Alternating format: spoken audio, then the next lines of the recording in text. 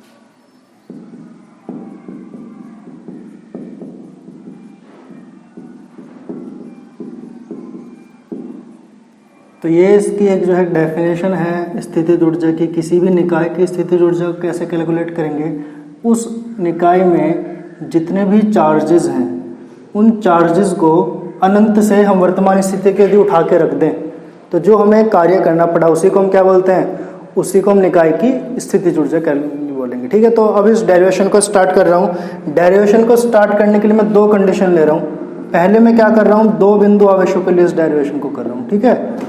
दो बिंदु आवेशों के लिए मैं इसको कर रहा हूं, ठीक है।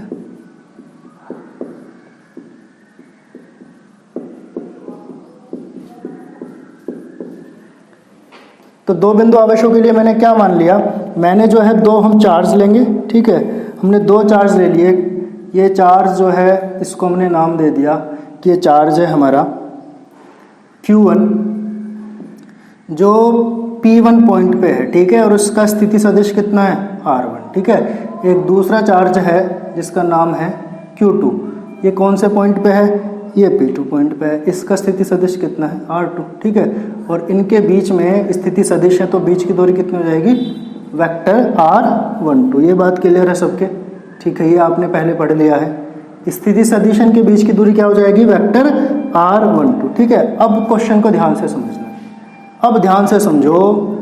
यहाँ जो है जब हम चार्ज को, जब Q1 चार्ज को, ये चार्ज अनंत पे होगा कहीं और अनंत से हम Q1 इसको P1 पॉइंट पे लाएंगे, तो अनंत से Q1 को P1 पॉइंट तक लाने के लिए हमें कोई भी कार्य नहीं करना पड़ेगा। रीजन क्या है इसके पीछे, देखो इसके पीछे सिंपल एक रीजन है, हमें कार्य करना पड़ता है किसी फोर्स के विरुद्ध।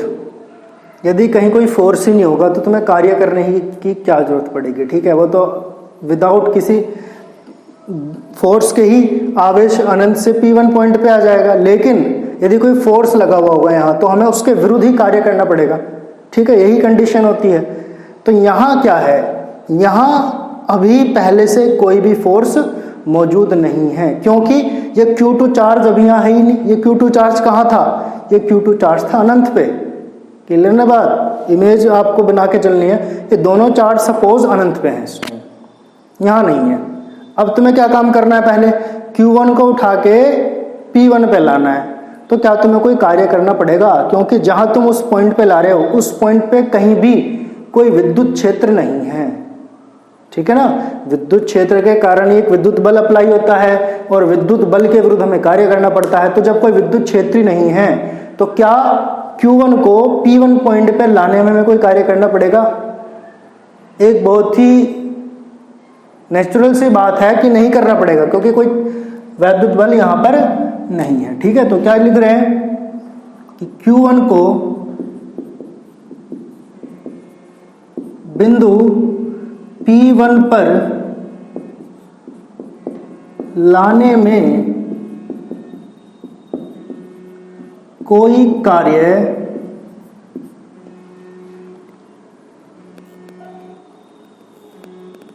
भी कार्य जो है हमें नहीं करना पड़ेगा।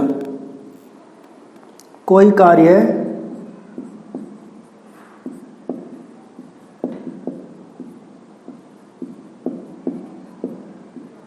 कार्य नहीं करना पड़ेगा, ठीक है, क्योंकि यहां कोई विद्युत क्षेत्र नहीं है।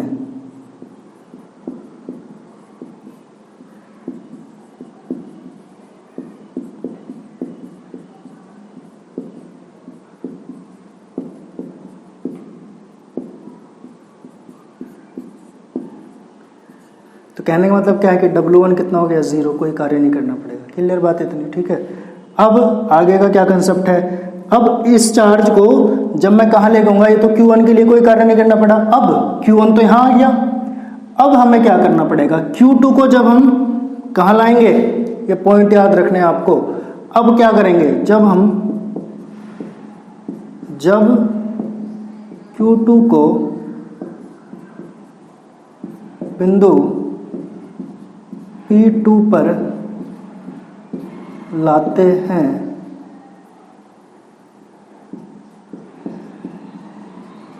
तो हमें विद्युत क्षेत्र के विरुद्ध एक कार्य करना पड़ेगा।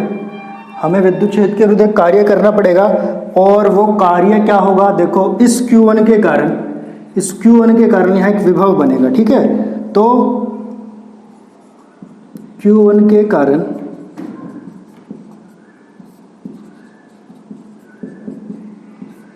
उत्पन्न विभव का फॉर्मूला आपको पता होता है, कितना होता है, 1/4 pi epsilon not into Q1 बटे में क्या हो जाएगा, दूरी कितनी होगी, R12। ये बात आपके क्लियर हो गई होगी, ठीक है। अब कार्य हमें करना पड़ेगा, एक विभव बना। कार्य का फॉर्मूला क्या होता है, कार्य का फॉर्मूला होता है विभव गुना आवेश। तो W बराबर विभव कितना है, 1/4 पाई एप्सिलॉन नॉट Q1 बटे R12 और आवेश कितना है, आवेश है Q2। तो ये हमें एक कार्य नहीं। अच्छा, अब कुल कार्य कैसे निकालेंगे भाई, कुल कार्य कैसे निकालेंगे, ये आपका फर्स्ट पॉइंट है, ये आपका सेकंड पॉइंट है, सेकंड कंसेप्ट। थर्ड पॉइंट में क्या करेंगे, कुल कार्य।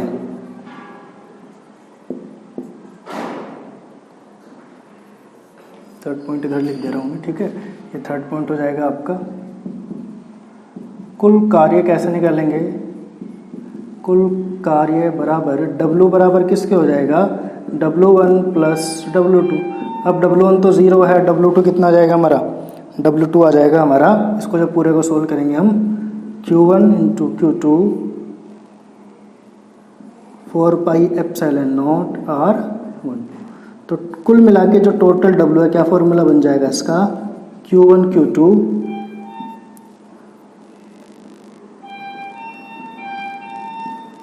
4 pi epsilon not into R12। तो ये जो है हमने स्थितिज ऊर्जा का फॉर्मूला बना लिया है।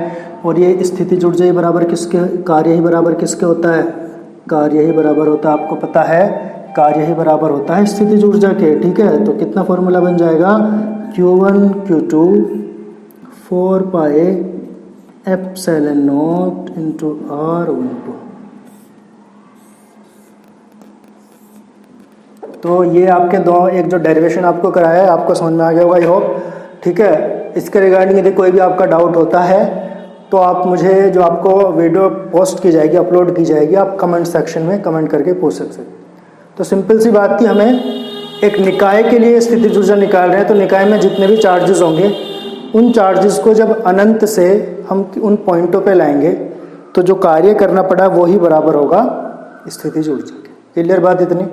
तो ये जो है एक सिंपल सा कंसेप्ट आपको मैंने बताया है। और इसी के लिए अब हमने अभी यहाँ जो है 2 चार्जेस के लिए किया, आप इसको n चार्जेस के लिए भी कर सकते हो। तो n चार्जेस के लिए कैसे करेंगे वो मैं आपको बता रहा हूँ, ठीक है। ये आप स्क्रीनशॉट लेकर एक बार आप इसे नोट कर सकते हैं। n चार्जेस के लिए इसको सोल्व कैसे करेंगे वो मैं आपको आगे बता रहा हूँ, ठीक है। तो n चार्जेस में हम क्या काम करेंगे, n चार्जेस लेंगे। यहाँ तो हमने 2 चार्जेस लिया था, ठीक है। अब क्या लेंगे, n चार्जेस लेंगे। कुल आवेश कितने लेंगे, n लेंगे।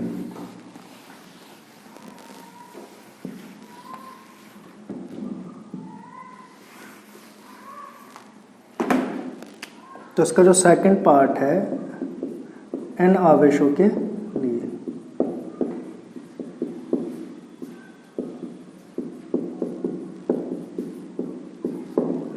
तो देखो इसका भी हम एक चित्र बना लेंगे छोटा सा। ये Q1 है सपोज, ये चार्जेस हमारा Q2 है, और यहाँ हमने मान लिया क्या है, ये मान लेंगे हम Q, इसको Q2 मान लो, इसको Q3 मान लो, ठीक है। ये Q3 हो जाएगा और ये चार्ज हो जाएगा आपका Q1, इसको मान लेंगे हम Q1, ठीक है। स्थिति सदिश वही आपके वो हो जाएंगे, इसका R1 इसका R2, तो बीच की दूरी कितनी हो जाएगी, R12, इसकी कितनी हो जाएगी R13, इसकी कितनी हो जाएगी R23। ये बात क्लियर होगी आपकी, ठीक है। अब मुझे बताओ, ये 3 के लिए ले रहे हैं, इसी को इनका बना देंगे हम। W1 कितना होगा, जब हम चार्ज Q1 को अनंत पे लाएंगे तो W1 कितना है, 0। अभी हमने कैलकुलेट करा है, यहाँ से W1 कितना है, 0 है। इस चार्ज को अनंत से यहाँ लाने के लिए कितना कार्य करना पड़ा, 0। क्लियर बात इतनी, ठीक है। ये आपको क्लियर हो गया था। अब W2 बताओ भाई, W2 कितना है, ये W2 है जो भी हमने निकाला है, कितना है 1/4 पाई एप्सिलॉन नॉट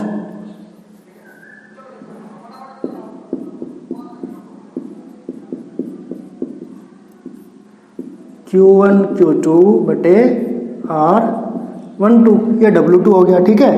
तो W3 क्या होगा, W3 कैसे निकालेंगे, ध्यान से देखेंगे W3 कैसे निकालेंगे। देखो जब हमने W2 निकाला तो हमने क्या काम करा था, हमने ये माना था कि Q1 के कारण एक विभव उत्पन्न हो रहा है, उस विभव में आवेश से गुना करी थी। तो जब W3 निकालेंगे, जब इस चार्ज को यहाँ लेके जाया जाएगा तो जो विभव उत्पन्न होगा वो 2 चार्जेस के कारण उत्पन्न होगा। अब 2 आवेशों के कारण उत्पन्न होगा, क्यों, क्योंकि यहाँ पहले से 2 चार्ज आ चुके हैं, Q1 भी आ चुका और Q2 भी आ चुका है। तो W3 कैसे निकालेंगे, कैसे निकालेंगे, Q1 तथा Q2 द्वारा कुल विभव, ठीक है, और गुना कर देंगे किससे? आवेश से। क्लियर बात इतनी, ये आपके क्लियर होगी, ठीक है। अब Q1 Q2 का जो विभव होगा वो कितना होगा? विभव का फॉर्मूला आपको मैंने पढ़ा दिया है और विभव आवेशों के निकाय के कारण विभव भी पढ़ाया है। तो 1/4 पाई एप्सिलॉन नॉट, ये बाहर आ जाएगा Q1 बटे R13 प्लस Q2 बटे R23। ये विभव हो जाएगा, नहीं हो जाने का? देख लो, हम Q1 के कारण एक तो विभव निकाल रहे हैं, Q2 के कारण निकाल रहे हैं, और ये विभव जो है ये किसके कारण निकाल रहे हैं, किसके लिए निकाल रहे हैं? Q3 के लिए। भाई इनके कारण जो विभव बनेगा वो इस पॉइंट पे ही तो अप्लाई होगा, ठीक है ना। तो जब हमने Q1 के कारण विभव निकाला तो इस पॉइंट किस पॉइंट से दूरी कितनी है? R13। अच्छा, जब Q2 के कारण इस पॉइंट पे विभव निकाला तो दूरी कितनी हो जाएगी? R23। विभव हम कहाँ निकाल रहे हैं? विभव हम Q3 पे ही तो निकाल रहे हैं, क्योंकि जो विभव जनरेट होगा इस पॉइंट पर, उस विभव के लिए ही तो हमें एक चार्ज को यहाँ से अनंत से इस पॉइंट पर लाने के लिए कार्य करना पड़ेगा। तो हमें पहले विभव निकालना है, सिंपल सी बात आपको याद रखनी है, ठीक है। अच्छा, आवेश कितना हो जाएगा? आवेश हो जाएगा Q3। तो W3 हमारा निकल के आ गया, सिंपल। तो W3 निकल के आ गया है। अब कुल कार्य कितना होगा? कुल कार्य कितना होगा?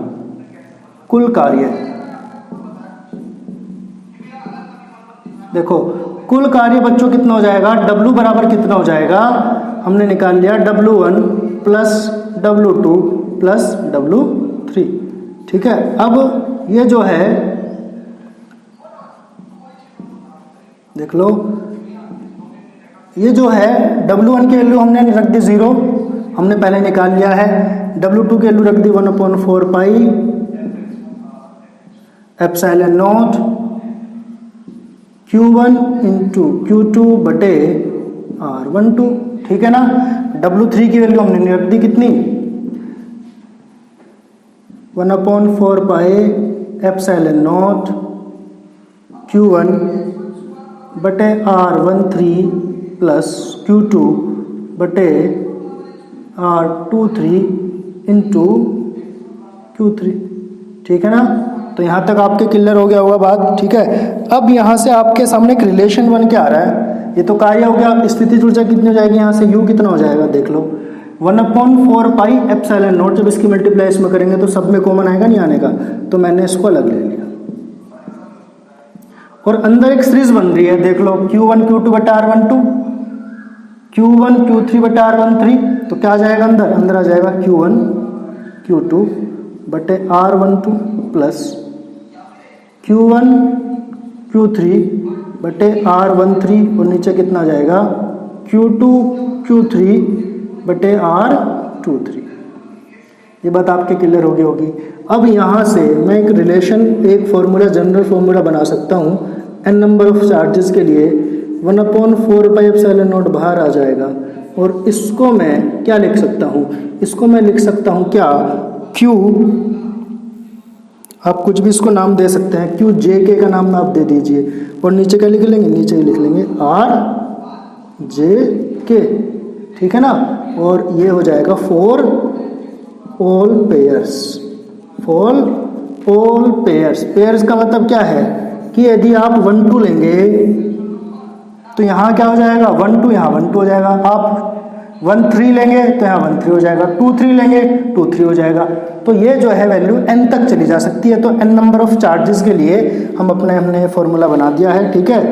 तो बहुत ही सिंपल ये कंसेप्ट है जो आपको यूज़ करना है। तो सिंपली आपको कहीं भी, यदि कभी भी स्थितिज ऊर्जा निकालनी है तो आपको सीधी सी बात है, आपको क्या कैलकुलेट करना पड़ेगा? कार्य। और कार्य कैलकुलेट करने के लिए जरूरी चीज़ क्या है? हमें क्या पता होना चाहिए? विभव, कि उस पॉइंट पे विभव कितना है।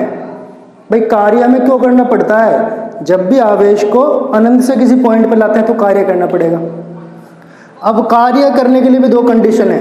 यदि कोई विभव वहाँ पहले से है तो ही कार्य करना पड़ता है, तो ही कार्य निकल के आता है। यदि विभव नहीं है पहले से वहाँ, तो विभव कार्य 0।